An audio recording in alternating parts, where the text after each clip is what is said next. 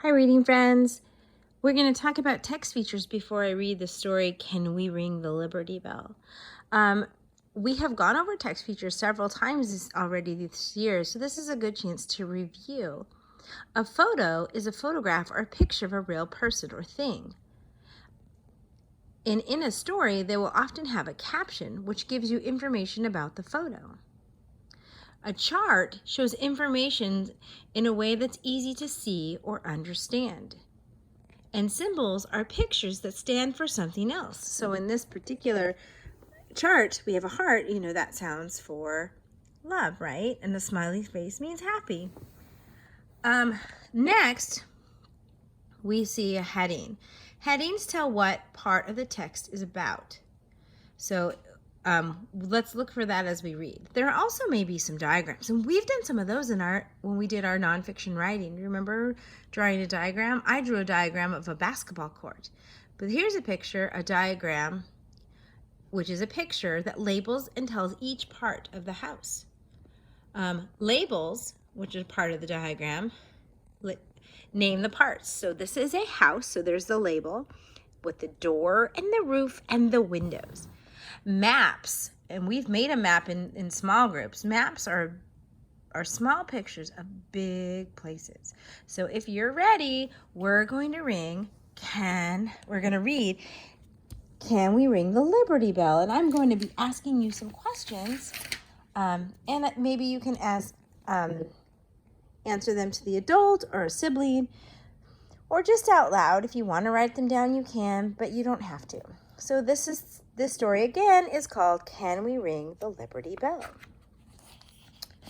All right, here we go. Oh, it's a chapter book. I love that. Look, just like when we started writing our informational books, it has a table of contents. Chapter 1, 2, 3, and 4. All right, here we go. Today is let me read the heading, right? Remember heading tells what part of the text is about. Chapter 1, a visit to the Liberty Bell. Today is a field trip day. Our teacher says we are going to see a famous American symbol. Melissa says, my big brother plays the cymbals in a band. Mr. Chen smiles. Not the instrument. Here the word symbol means something that stands for something else.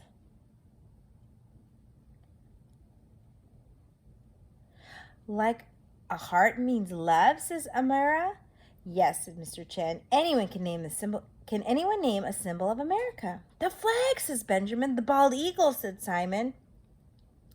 Good thinking, our teacher says.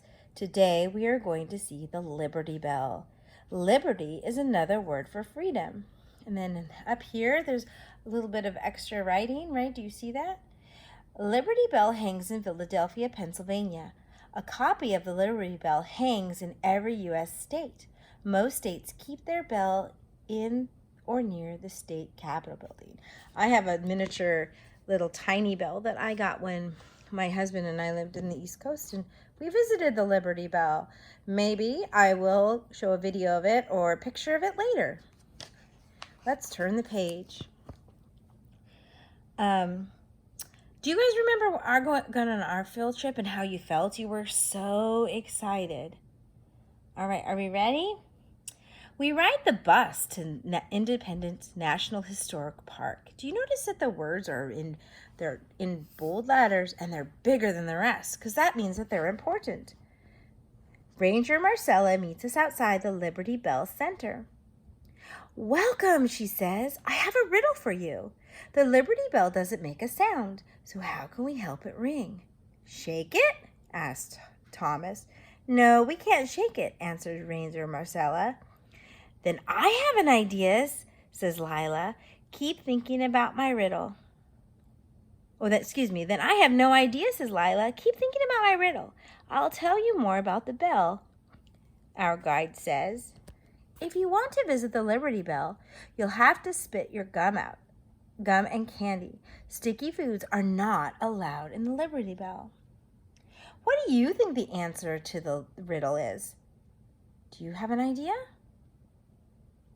Okay, let's turn the page and see if we're going to find out. A bell to share the news. Remember that this is a heading. It's the title of chapter 2, right? Look at that. I love that. That's the Philadelphia State House. Look behind me, Ranger Marcella says. During the 1700s, that building was called the Pennsylvania State House. We learned that the people in Pennsylvania government worked in the State House, Marcella says. Let's talk about communication. How do we learn news today? Watch TV, says Ryan. Mr. Chen says, I check my phone. How do you guys hear about the news? All right, let's go to this page. Listen to the radio, says Sylvia. Our guide asked, did people have phones, radios, or TVs in the 1700s? No, we all say. We learned that bells rang to tell people there was news when people went to the State House to find out what was happening. It took 19 years to build the Pennsylvania State House. That's because the government kept running out of money to pay the workers to build it. Wow, that's a long time to build that building, isn't it? 19 years.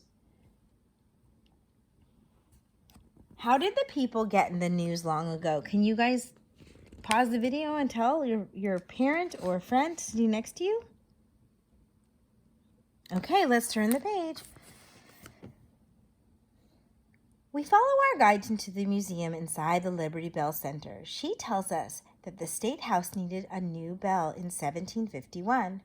Workers in England made that bell.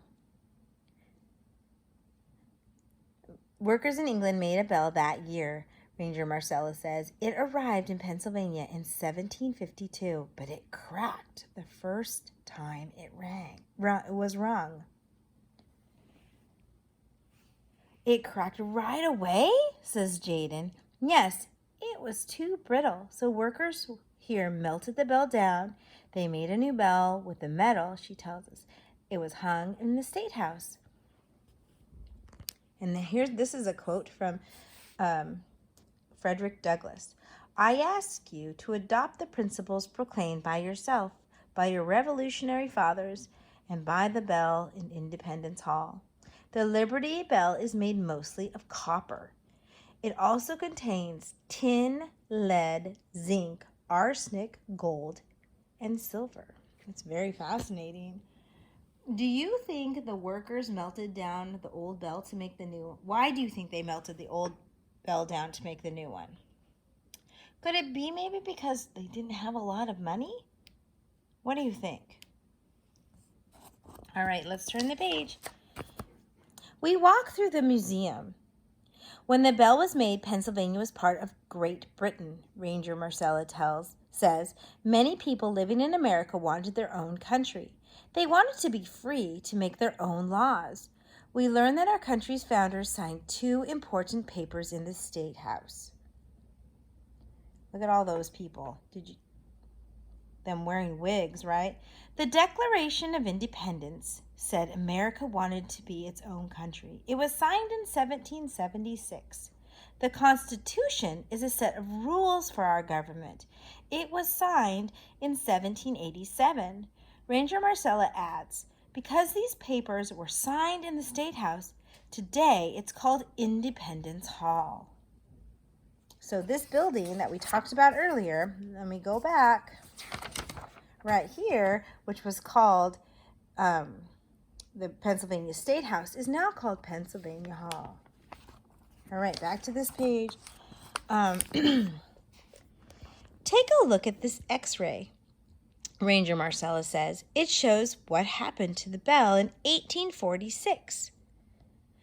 I had an x-ray when I broke my arm, says Zach. We all looked at the big x-ray of the bell. We can see the crack. Can you see the crack in the picture? It's pretty easy to see, right?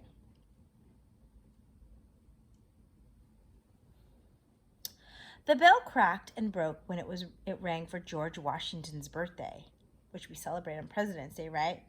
Does anyone know who that was? Yes, he was our first president, said Della. Correct, he died in 1799. We still remember his birthday. Our guide says, the bell rang for the last time on that day in 1847. Look, you guys, what is this? It's a diagram, right? Just like our text features, it's a diagram, but this time it's telling the parts of the Liberty Bell, right? So this is the yoke. Here is the bell itself, and then that's the clapper that moves and hits the bell and makes the sound. No one knows why, for sure, why the bell cracked. It may have been rung too much for too many years. Tiny cracks have appeared before, but people were still able to ring it. After the big crack formed, the bell could not be rung again. Now, can you tell the person sitting next to you, why do you think the Liberty Bell cannot be rung anymore? Okay, good job. A symbol of liberty. At last we see the bell. Why do we call it the Liberty Bell? Asked Mr. Chin. Good question, Ranger Marcella says. Look closely at the top. I see the word liberty right there, says Nicholas. Yes, says our guide. It says proclaim liberty. Proclaim means to tell everyone about something. So proclaim liberty means to tell everyone about freedom. We learn that people began calling the bell the Liberty Bell in the 1830s. So I don't know if you can see that. Can you see there on there where it says proclaim liberty? Okay, I'm going to turn the page. Ringing for freedom. Can we ring the Liberty Bell? Asked Diana. Sorry, said Ranger Marcella. Remember, the Liberty Bell is broken. It doesn't ring anymore. Mia says, but your riddle said we can help it ring. How can we ring a bell that doesn't ring anymore? Oh, are you ready for the answer to the riddle? Ranger Marcella says, we ring the bell by being fair to everyone. We make sure everyone has freedom. The Liberty Bell weighs 2,080 pounds, 943 kilograms. That is as much as 260 gallons, 984 liters of milk. It's almost 4 feet, 1.2 meters wide, and 3 feet, 0.9 meters tall. That's pretty heavy, right?